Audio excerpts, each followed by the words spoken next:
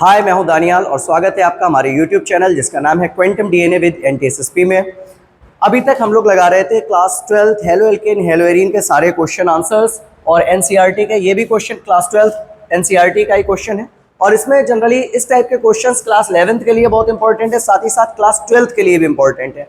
तो अभी यहाँ पर हम लोग से सिंपल सा पूछा गया है क्वेश्चन में कि ए हाइड्रोकार्बन, कोई हाइड्रोकार्बन है जिसका फॉर्मूला दे रखा है C5H10 does not react with chlorine in dark, ये क्लोरीन से डार्क में रिएक्शन नहीं करता, and gives A single monochloro compound C5H9Cl in bright sunlight, लेकिन सनलाइट में ये रिएक्शन कर लेता है।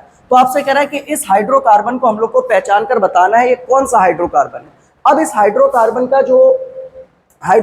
जो हमें फॉर्मूला दे रखा है वो दे रखा है C5H10।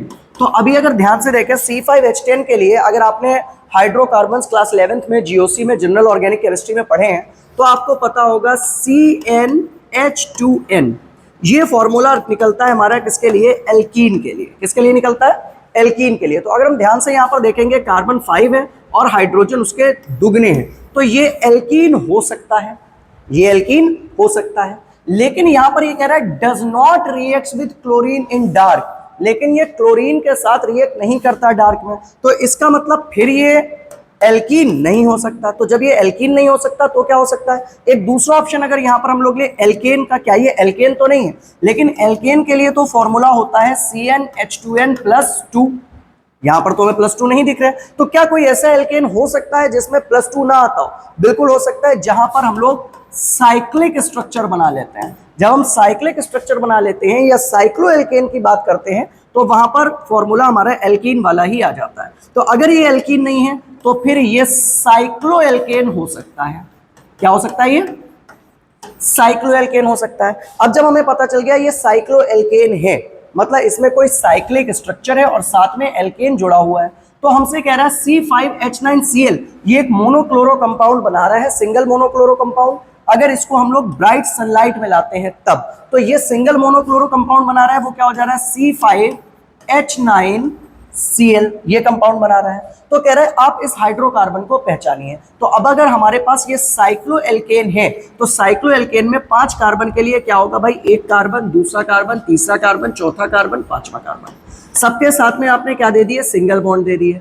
अब अगर आप ध्यान से यहाँ पर देखोगे हाइड्रोजन कितने कह रहा है, 9 हाइड्रोजन कह रहा है। दैट्स मीन यहां पर सारे कार्बन के साथ यहां पर 2 हाइड्रोजन, यहां पर 2 हाइड्रोजन, यहां पर 2 हाइड्रोजन और यहां पर 2 हाइड्रोजन। हर कार्बन पर हम लोग ने क्या करा, 2-2 हाइड्रोजन ले लिए। तो अभी यहां पर हमारे हाइड्रोजन कितने हो गए, 2 2 4, 4 और 2 8, 4 और 2 6, 6 और 2 8।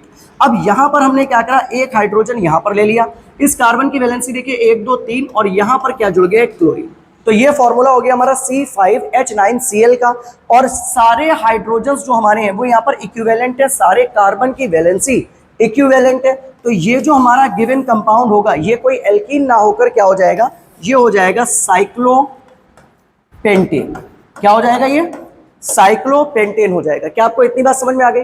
जब भी आपको ऐसा फॉर्मूला मिला आपने 2 कंडीशन ली कि एल्कीन हो सकता है या ये साइक्लो एल्केन हो सकता है। फिर हमें पता चला कि ये एल्कीन तो नहीं है क्योंकि ये डार्क में रिएक्शन नहीं कर रहा है, ब्राइट सनलाइट में रिएक्शन कर रहा है। तो इस वजह से एल्कीन ना होकर ये क्या हो सकता है, सिर्फ साइक्लो एल्केन हो सकता है। साइक्लो एल्केन का स्ट्रक्चर बनाकर आपने उसको पुट कर लिया। जब भी इस टाइप का क्वेश्चन आएगा देखते ही हम लोग समझ जाएंगे क्या कंपाउंड होगा। लेकिन जब इसके स्टेटमेंट लिखने की बात हो तो आप इसका इस तरीके से स्टेटमेंट देंगे। सबसे पहले आप लिखेंगे a hydrocarbon with the molecular formula C5H10। जो क्वेश्चन में उसने दे रखा है आप उसी को एज अ आंसर पहले नोट करेंगे कि जो हाइड्रोकार्बन आप बता रहे हो जिसका मॉलिक्यूलर फॉर्मूला C5H10 है वो एक ग्रुप से बिलोंग करता है जिसका मॉलिक्यूलर फॉर्मूला CnH2n है। ये जनरल मॉलिक्यूलर फॉर्मूला है जो अभी मैंने ऊपर लिखा था किसका, एल्कीन का। या इसी के लिए हम लोग साइक्लो एल्केन के लिए भी ये यूज करते हैं, ठीक है।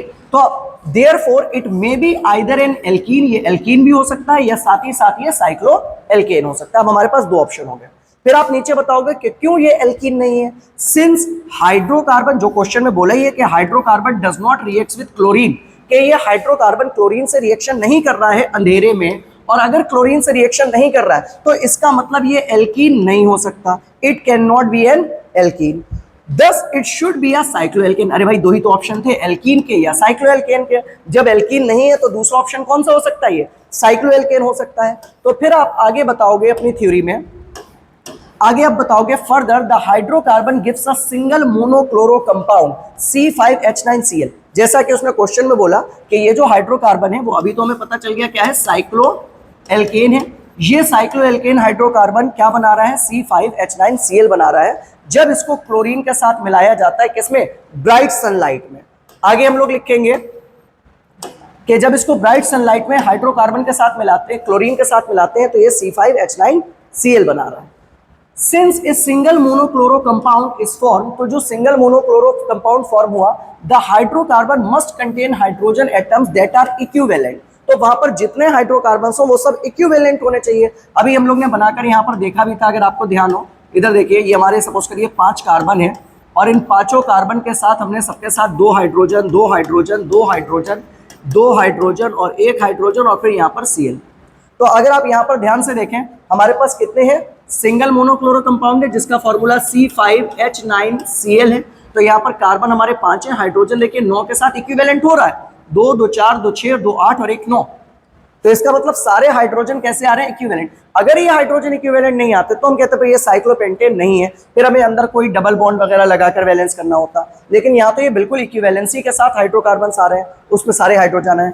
Also all the hydrogen atoms are cycloalkane are equivalent. तो सारे हाइड्रोजन इसके अंदर कैसे इक्विवेलेंट है, तो the hydrocarbon must be cycloalkane. अब ये हाइड्रोकार्बन कौन सा होगा? साइक्लोएल्केन होगा। जब ये साइक्लोएल्केन पता ही चल गया तो फिर आप इसकी काउंटिंग कर लोगे, 1 2 3 4 5। कितने कार्बन हो गए? 5 कार्बन। 5 कार्बन का साइक्लोएल्केन क्या कहलाएगा?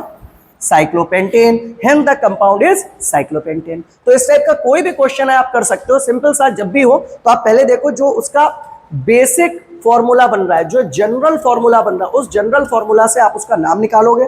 जैसे यहां पर हम लोग ने एल्कीन या साइक्लोएल्केन सोचा, उसमें साथ ही साथ आपने देख लिया कि एल्कीन नहीं हो सकता क्योंकि ये डार्क में रिएक्शन नहीं कर रहा है।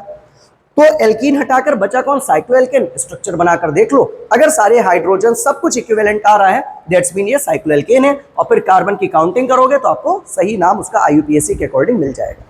बहुत बढ़िया क्वेश्चन है। इस टाइप के क्वेश्चन आते हैं और पता नहीं क्यों इस टाइप के क्वेश्चन से हम लोग डरते हैं, जबकि पूरा स्टेटमेंट बहुत क्लियर तरीके से हम लोग इसका लिख सकते हैं। मिलते हैं फिर हम लोग नेक्स्ट वीडियो में, जब के लिए थैंक यू।